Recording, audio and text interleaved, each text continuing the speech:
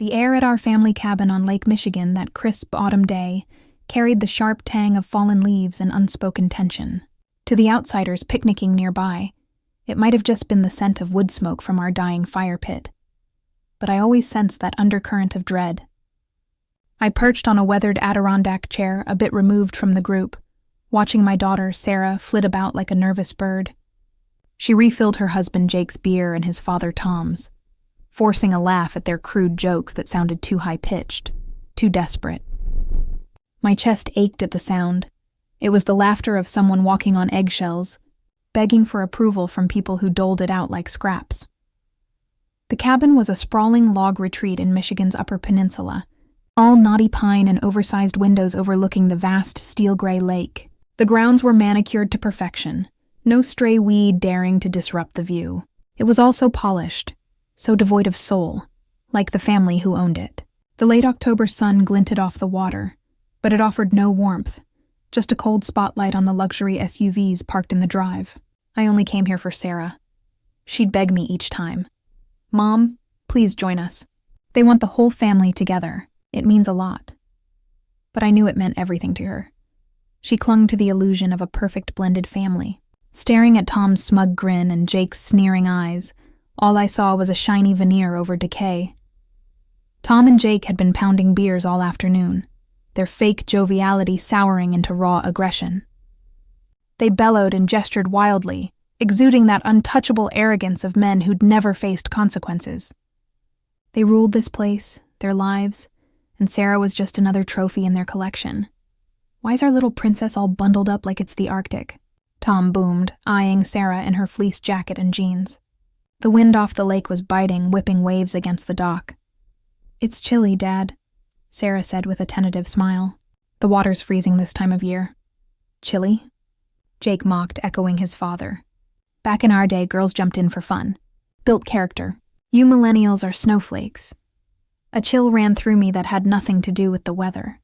Their words felt like the slow cocking of a gun. "Leave her be," I murmured, loud enough to carry. My voice felt out of place here, like a whisper in a courtroom. Jake shot me a glare, that spark of contempt he reserved for interfering in-laws. "Relax, Mom. We're just teasing, right, babe?" He winked at Sarah. She nodded quickly. "Of course, Mom. It's fine." But it wasn't. I caught the glance between father and son, predatory, knowing. "Like sharks circling. Let's see if you've got any grit," Tom declared, heaving his bulk from the chair. His shadow swallowed the deck. "Jake, give me a hand. Time for a quick swim to toughen her up." "What?" "No!" I shot to my feet, heart pounding. "Tom, stop this. You're both drunk." They ignored me, grabbing Sarah's arms. She yelped in surprise, her laugh turning shaky. "Guys, come on. Not funny." But she didn't fight hard. She never did, always afraid to rock the boat. They hauled her down the lawn to the rickety dock jutting into the lake. I chased after, pleading, "You're scaring her, let go!" At the edge, the water looked like ink, cold and unforgiving. "Show us what you're made of, princess," Jake snarled. "No, please." Sarah's voice cracked with real fear now. I lunged for Jake, but he shoved me back. I stumbled, and in that split second they pushed. Sarah vanished with a splash, the lake swallowing her whole. Bubbles rose, then nothing. They erupted in laughter, slapping backs like it was the punchline of the year. "That'll cool her off," Tom wheezed, wiping his eyes. But Sarah didn't surface. I stared at the ripples, horror freezing me. Then a gasp. Her head bobbed up, face ashen, blood trickling from her temple. Her eyes were glassy, unfocused. She flailed weakly, then sank again. I screamed, a raw, guttural wail. "Help! She's hurt!" She hit something. Tom and Jake just stood there. "Drama queen," Jake scoffed. "She can swim. Quit the hysterics." "She's fine," Tom added, heading for their truck. "A little dip never killed anyone," I screamed after them as they climbed in. "Come back." "She's dying!" The engine revved. Jake leaned out the window, grinning. "See you at home, Mom. Don't make a scene." Gravel crunched as they sped off, leaving me alone with the lapping waves. The panic hit like a wave, but it crystallized into something sharper. Resolve. I heard a distant motor, a fishing boat chugging along the shore. An older man in a flannel shirt steered it. I waved frantically, pointing to the water. He saw my face, throttled up, and raced over. "What happened?" he yelled, killing the engine. They pushed her. "She's drowning." He didn't hesitate, grabbed a gaff hook and scanned the depths. Minutes felt like hours, but he snagged her coat, hauling her sodden body aboard. Blue-lipped, unresponsive. He started CPR as I dialed 911, my voice steady despite the storm inside. Address, details, urgency.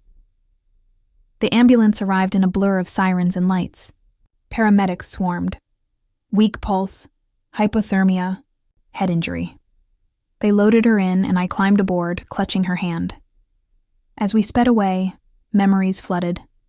Sarah at 6, bandaging her doll's boo-boo. At prom, beaming in her thrift store gown. On her wedding day, eyes full of hope as she said "I do" to Jake. I'd bitten my tongue then, sensing the rot, but stayed silent for her happiness. No more. In the ambulance, I pulled out my phone. Fingers steady now, fueled by rage. I dialed a number I hadn't used in years. My brother, Max. He'd been a top investigative reporter until he exposed a senator's corruption too ruthlessly, blacklisted, disgraced. We'd argued over his methods, but now, I needed them. It rang twice. "Yeah? Max, it's me, Claire." Silence then. "Sis? What's wrong?" I glanced at the road behind us. "They're heading home." "Do what you do best." I hung up. The die was cast. At the hospital in Traverse City, I paced the ER hall, inhaling antiseptic and despair. My phone buzzed. "Jake. Babe." "What the hell?" Dad got a call from the hospital. "Stop the bullshit," I answered calmly. "She's alive. Barely. Claire? Put Sarah on. Don't come here." Click. A nurse approached with a bouquet. Red roses, ostentatious. The card. "Don't let Mom's drama ruin things. Love, Jake. Not remorse." A taunt, I told the nurse. "Trash them. She's allergic." It was a lie, but fitting. That night, I dozed in a chair by Sarah's ICU bed, machines beeping her fragile rhythm. The doctor emerged, stable but serious. Concussion, aspirated water. "She's lucky." "Lucky?" "No, a fighter." Sarah woke briefly, whispering, "Mom." "Did he call?" "Yes, sent flowers. Said I was dramatic, a single tear." No more words needed. Max called the next day. Dug into Tom Reynolds. 20 years back, same lake. His partner, Ed Harlan, fell off their boat during a fishing trip. Hit his head on a rock, drowned. Case closed fast, too fast. My blood ran cold. Accident? Hardly. Ed was suing Tom over embezzled funds. I tracked the old coroner, retired in the woods. He caved after some persuasion, bribed to rule it accidental. Envelope of cash, threats to his family. And Ed's family had a daughter. She kept his journals, entries about Tom's fraud, plans to go to the FBI. Week later, dead. It clicked. My unease around them wasn't paranoia. It was instinct. "What now?" I asked. We flipped the script. They think this is domestic drama. It's not. 2 days blurred.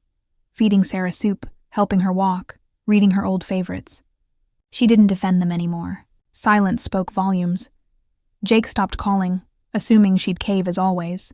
Then the storm hit.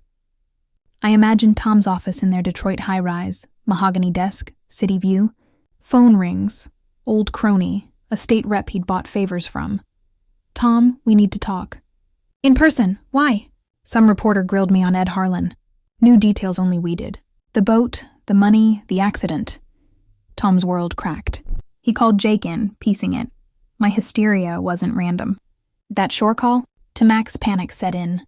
Tom dialed his network, fixers, influencers. But doors slammed. Can't help. Too hot. His empire teetered. Jake paled, grasping the depth. Their joke had unearthed a corpse. I didn't witness it. Didn't need to. Max's article dropped. Drowned Secrets, 20-year cover-up on Lake Michigan. Facts, scans of journals, coroner's confession, anonymous, my account of Sarah's push. It went viral. News outlets, social media, DA's office. The break-in at Max's decoy apartment, he'd leaked the address, sealed it. Proof of intimidation. Arrests followed. Attempted murder for Sarah. reopened homicide for Ed. A month later, Sarah and I packed her old condo.